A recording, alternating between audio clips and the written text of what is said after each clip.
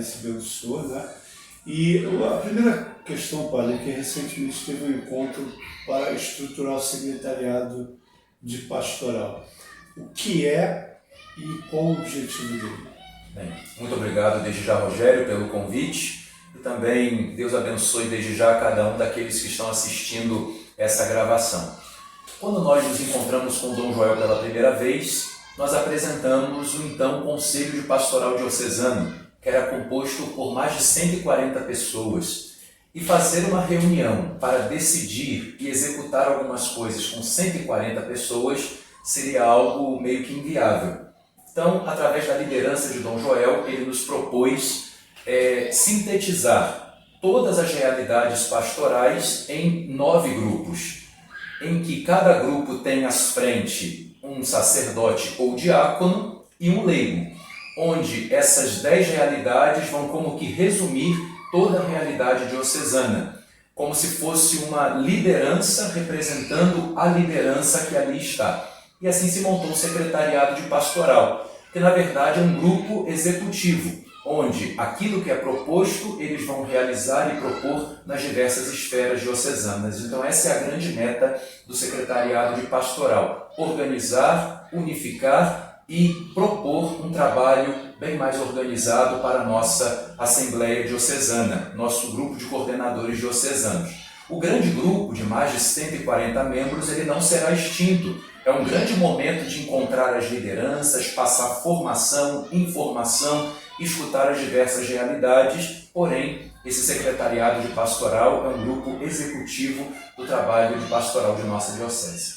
A partir dessa reunião já surgiu algumas indicações de trabalho, até em função do jubileu que acontece em 2025.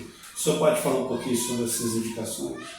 Dentro das indicações propostas, a primeira é propor que no ano de 2025 tudo seja jubilar. Não vamos ter apenas um congresso, vai ser um congresso jubilar. Por exemplo, o Jubileu da Juventude. Não será apenas um encontro, um congresso de famílias, será o Jubileu das Famílias, fazendo com que todo o caminhar diocesano em 2025 esteja em profunda conexão com o Jubileu. Então esse já é um grande indicativo do trabalho pastoral. Mais do que ter um calendário diocesano extremamente cheio, a proposta é que esse calendário diocesano ele possa, de fato, ser um calendário jubilar, onde nós vamos poder unir as diversas realidades diocesanas em um mesmo ideal. Outra coisa que também já fica definido é que toda a temática pastoral, da abertura do jubileu até o seu encerramento, será a questão da esperança. Nós vamos propor que as festas dos padroeiros tenham como temática geral a questão da esperança, que os encontros gerais tenham como grande temática a questão da esperança, porque não tem sentido nós trabalharmos algo fora dessa proposta que o Santo Padre lança para cada um de nós, peregrinos da esperança ou na esperança. E depois, uma grande proposta também é fazer um avanço missionário na nossa diocese para que todas as pessoas sejam tocadas por essa realidade. Nós temos uma razão de crer, uma razão de esperar. Jesus é aquele que deve direcionar os nossos trabalhos e é para aquele ao qual nosso coração também deve tender. Essas seriam 2 grandes indicações pastorais para esse ano de 2025. A gente também, parece que uma das propostas é valorizar também a questão dos santuários, propondo romarias, atividades. E assim, quais são os santuários que a gente poderia estar trabalhando na diocese? Como uma grande novidade desse jubileu, nós não teremos a abertura de portas santas nas dioceses.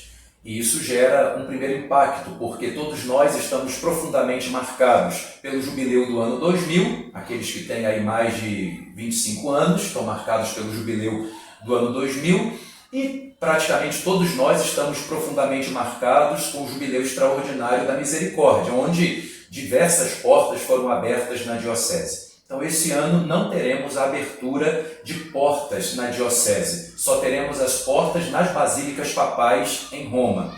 Porém, um dos documentos relativos ao jubileu abre a probabilidade de peregrinações a santuários ou locais que sejam semelhantes a santuários na diocese. Nossa diocese tem 2 santuários, Matozinhos, bem mais antigo, e o Amor Divino, que é mais recente. Mas e os outros regionais, como é que ficam? Nós temos locais muito especiais de peregrinações nos nossos decanatos. Por exemplo, o Poço Bento, na Baixada, que não é um santuário, mas é um lugar de profunda devoção do nosso povo da Baixada Fluminense. Em Teresópolis, algumas igrejas, enfim. O bispo diocesano está aguardando que o dicastério para evangelização mande mais informações aos bispos, às dioceses, para poder fazer as indicações dos locais de peregrinação. De antemão, principalmente os santuários marianos serão esses locais de peregrinação para alcançar a indulgência jubilar. Temos um santuário mariano na diocese, que é o santuário de Nossa Senhora do Amor Divino. Com certeza o santuário de Matozinhos também será envolvido, e os outros locais está se aguardando as informações ainda vindas do dicastério para evangelização, para saber até onde o bispo diocesano pode fazer essa proposta. O que temos de certo é a abertura do jubileu, que nas dioceses vai acontecer no dia 29 de dezembro, é um domingo, solenidade da Sagrada Família, onde teremos uma procissão e a missa de abertura do jubileu na Catedral Diocesana, com programação a ser passada em breve para toda a diocese. Olha, diante dessa questão da organização da diocese, ainda está previsto uma reunião ampliada com a presença de representantes paroquiais, dos padres. Como é que dia vai ser e como vai ser essa reunião? Já tínhamos marcado no calendário apresentado no final do ano passado, no dia 7 de setembro, a reunião do Conselho Pastoral Diocesano. Então essa reunião vai acontecer no dia 7, na parte da manhã, no Seminário Diocesano. Qual é a grande meta dessa reunião diocesana? A grande meta é, primeiro, trabalhar a questão da campanha da fraternidade de 2025, que vai trabalhar sobre a questão da ecologia integral, cuidado com a casa comum, a celebração dos 10 anos que o Papa Francisco nos presenteou com a Laudato Si. Vamos trabalhar a questão do calendário diocesano, o jubileu da esperança, e vamos trabalhar também esse momento de comunhão e de encontro com todas as lideranças diocesanas, inclusive informando melhor sobre a questão do secretariado de pastoral. Para esse momento, todos os representantes de paróquia estão convocados, coordenadores diocesanos de grupos, movimentos pastorais, novas comunidades, todos os sacerdotes e diáconos também estão convidados, convocados para esse momento, que sob a liderança do nosso bispo trabalharemos sobre esse ponto, e será o primeiro grande encontro das lideranças diocesanas com o nosso bispo Dom Joel, para assim traçarmos os trabalhos para o ano de 2025. Padre Alex, a gente não pode deixar de aproveitar a presença do senhor para falar da paróquia Nossa Senhora das Dores em Areal. A primeira pergunta que eu faço é o Caminhos Religiosos de Areal, que foi um trabalho feito pela prefeitura, mas com as igrejas. Como é que é isso? Como é que o senhor viu esse trabalho? Eu achei algo fantástico. Em primeiro lugar, já é uma antecipação do trabalho da campanha da fraternidade, porque no caminho para as capelas nós temos povo, natureza, nós temos a cidade que ali está. Quando nós falamos de ecologia integral, cuidado com a casa comum, as pessoas só imaginam árvores e animais, onça, leão, enfim. E não tem nada a ver apenas isso, né? O cuidado com a casa comum é o cuidado com o local onde nós moramos, onde nós habitamos. Nós vivemos num contexto que é cercado por uma realidade, por um ecossistema. Então, quando a prefeitura faz essa proposta, em que para eles é interessante por conta do turismo, mas para nós é interessante também porque tornam as capelas visíveis, e durante todo esse caminho até as capelas, porque algumas não estão dentro do contexto urbano de Areal, mas na área rural, é um momento de valorizar a história. Dentro desse valorizar a história, nós temos uma capela que é um quilombo, nós temos uma outra capela que foi sede da Serge, nós temos uma outra capela que era uma fazenda, a primeira fazenda, né, a Fazenda Velha. Nós temos o contexto urbano ali da cidade de Areal, com a comunidade do Gabi, Matriz e Santa Rita. Então é um momento muito interessante de contribuir com a cidade no contexto da história da cidade, do turismo da cidade, de tornar as capelas mais visíveis e de valorizar também todo esse cuidado com a casa comum que as pessoas vão ser incentivadas indo até as capelas rurais ou também no contexto urbano da cidade. Acho que vai ser um momento muito interessante, já tem sido, além de participação na vida social, de valorização do nosso povo e das nossas capelas e também da casa comum. O senhor introduziu lá, junto com outras lideranças na paróquia de Areal, uma experiência que o senhor já realizou em outra paróquia, que com os crismandos, né, fazerem estágio pastoral. Sim. Queria que o senhor falasse um pouquinho sobre isso e como é que foi para chegar a isso. Passando um pouquinho a história de padre, sempre me questionava, às vezes numa fila de 70, 80, 100 crismandos, quando nós íamos ver 15, 20, 30 dias depois da crisma, a maioria tinha sumido. Ora, isso tem culpa nossa, tem culpa deles e também tem aquela realidade de talvez eles não serem inseridos no trabalho pastoral como deveriam ser. Quando na paróquia de Nossa Senhora da Conceição, em Raiz da Serra, me foi apresentada essa proposta, eu achei fantástico, porque afinal de contas, não é uma ideia minha, foi uma ideia de lá da paróquia de Nossa Senhora da Conceição, em Raiz da Serra. Eu achei muito interessante, porque nós conseguíamos apresentar, ainda no percurso de preparação para a crisma, diversas realidades pastorais, coroinhas, jovens, música, acolhida e tantas outras pastorais. Em Areal foi uma experiência muito bacana esse ano, quando nós conseguimos inserir jovens e adultos no trabalho pastoral. Alguns, quando começaram meio de má vontade, puxa, vou ter que fazer isso, e quando estavam já no finalzinho do percurso, vieram procurar e disseram, puxa padre, eu não quero sair dessa pastoral, posso continuar? E a resposta é claro que deve. Então nós tivemos um grande aproveitamento de perseverança dos crismandos, adolescentes, jovens e adultos, inseridos na pastoral paroquial, desde coroinhas, música, pastoral da acolhida, pastoral do batismo e outras realidades pastorais também. Então penso que essa proposta que está no Diretório Diocesano de Catequese, que ainda é válido para todos nós, se nós levássemos à frente, nós teríamos um aproveitamento muito melhor da perseverança dos crismandos para que continuem firmes na caminhada pastoral. Afinal de contas, ser crismado, como nós tantas vezes ouvimos, é ser soldado de Jesus. Um soldado que abandona o campo de batalha depois de receber a bênção perde um pouco o sentido. Então, foi uma experiência muito boa, seja em Raiz da Serra, seja hoje lá na paróquia de Areal, essa experiência do estágio pastoral para a crisma.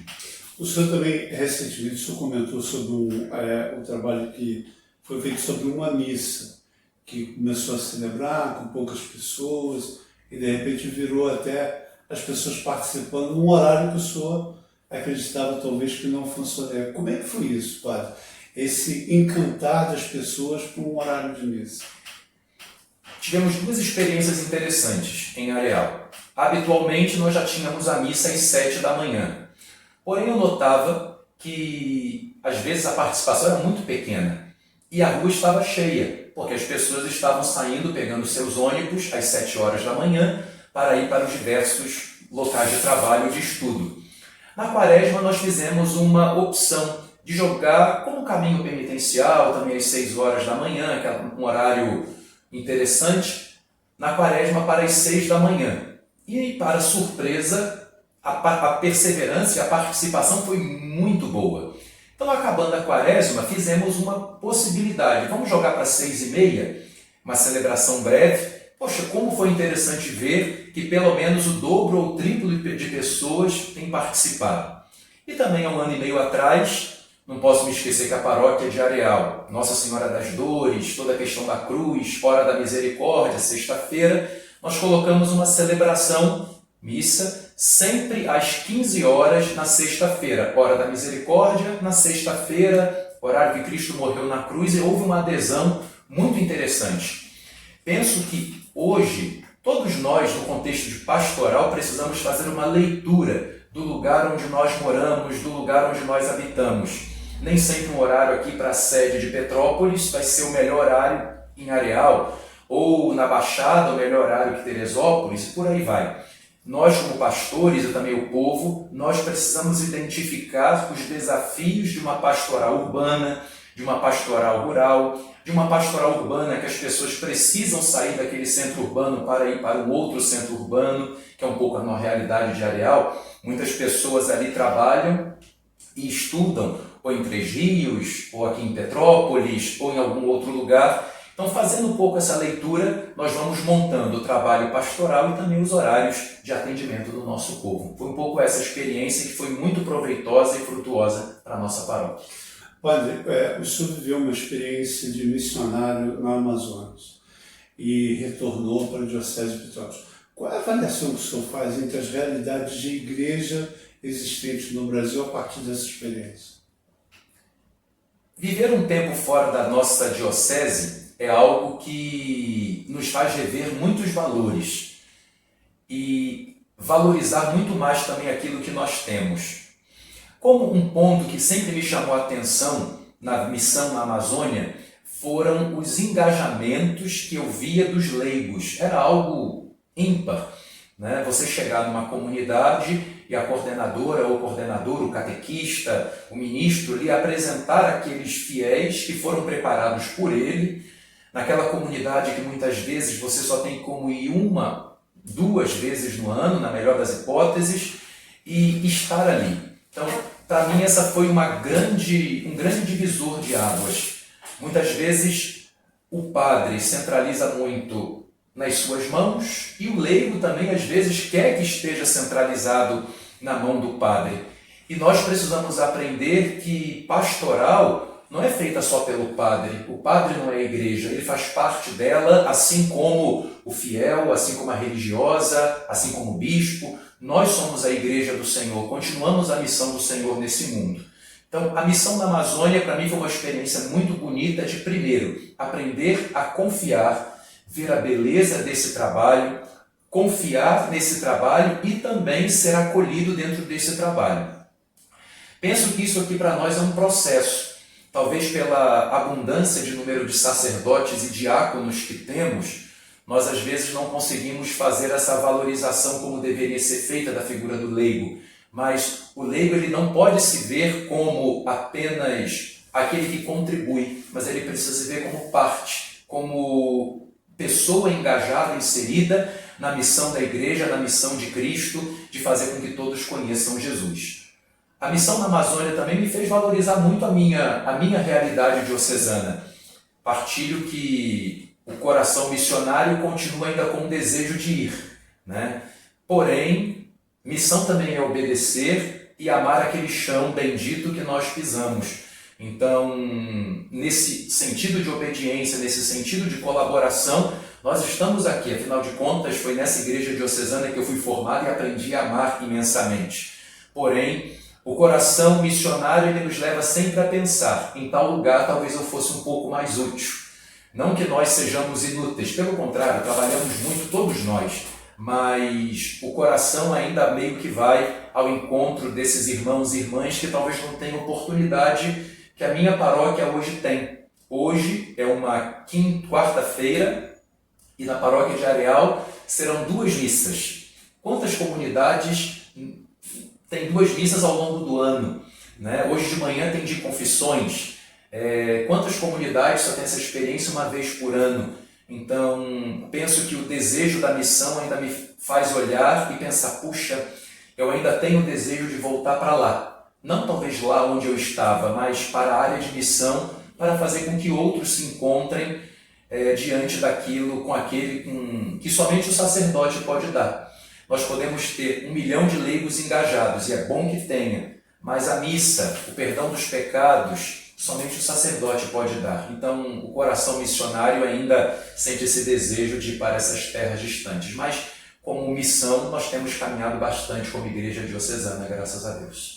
Aproveitando que o senhor falou sobre essa questão missionária, queria que o senhor contasse um episódio que o senhor viveu numa comunidade que o senhor chegou, onde uma ministra, uma liderança, que o senhor estava cansado e a pessoa chegou lá e tinha preparado tudo e agradeceu. Queria que o senhor contasse isso, que eu acho que é uma história assim, que resume um pouco disso do que o senhor falou. Na verdade, foi uma catequista. Eu tinha que visitar uma comunidade que ficava a umas 10 horas de viagem, mais ou menos, da onde eu estava, da igreja matriz. Naquele dia eu tinha acordado passando muito mal, enjoado, e ainda tive que pegar o rio, que naquele dia estava tremendamente bravo, né? Quem já andou pelos rios da Amazônia sabe que tem dia que ele é como o mar. E quando eu cheguei, a viagem demorou mais do que deveria demorar, estava muito quente no dia, enfim, eu cheguei desejando fazer apenas 3 coisas: comer, tomar banho e dormir. E quando cheguei naquela capela, aquela senhora, com os joelhos no chão, levantou as mãos aos céus e disse: bendito aquele que vem em nome do Senhor. Depois de quase um ano, Jesus da Eucaristia pisa de novo nesse chão. E digo que naquele dia foi talvez o dia que eu mais experimentei a falta que um sacerdote faz numa comunidade. Tem uma música de um padre, acho que é o padre Antônio Maria, que canta, que ele fala, né? Bem, feliz é a comunidade que tem um sacerdote. E ali eu não pude fazer outra coisa senão me ajeitar, me arrumar, comer alguma coisa e com muita alegria celebrar a missa com eles ali na chegada.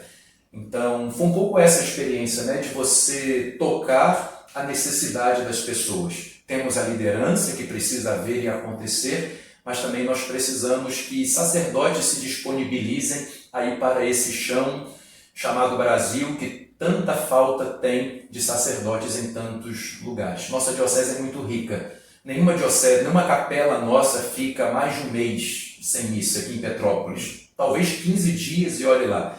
Enquanto há muitos que não têm mínimo de atendimento como nossas comunidades têm.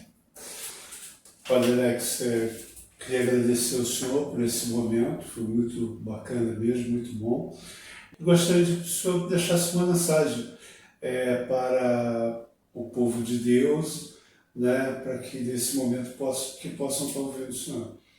Então, em primeiro lugar, Rogério, agradecer o convite, me coloco à disposição também para outros momentos.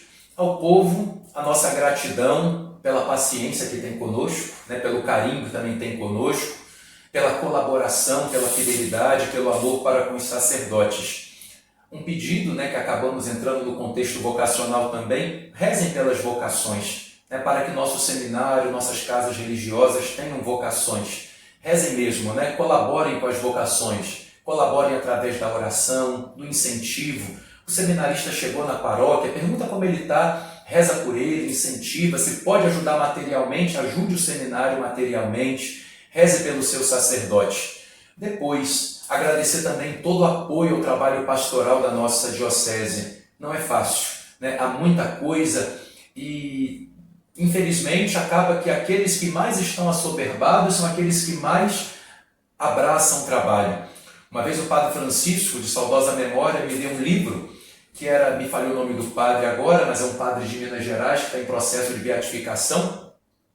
E esse padre, no seu diário, escrevia: quando tenho que pedir algo a alguém, peço sempre àquele que está mais assoberbado de trabalhos, porque quem está à toa nunca tem tempo para fazer nada. E agradeço a você, que tão assoberbado de trabalhos, abraça o trabalho pastoral da diocese, das paróquias, dos grupos, movimentos e comunidades. E peço que continuem a rezar por nós, rezem por mim também, para que continuemos firmes no trabalho do Senhor. A todos muito obrigado pela atenção e obrigado também, Rogério, pelo convite. Obrigado, Padre.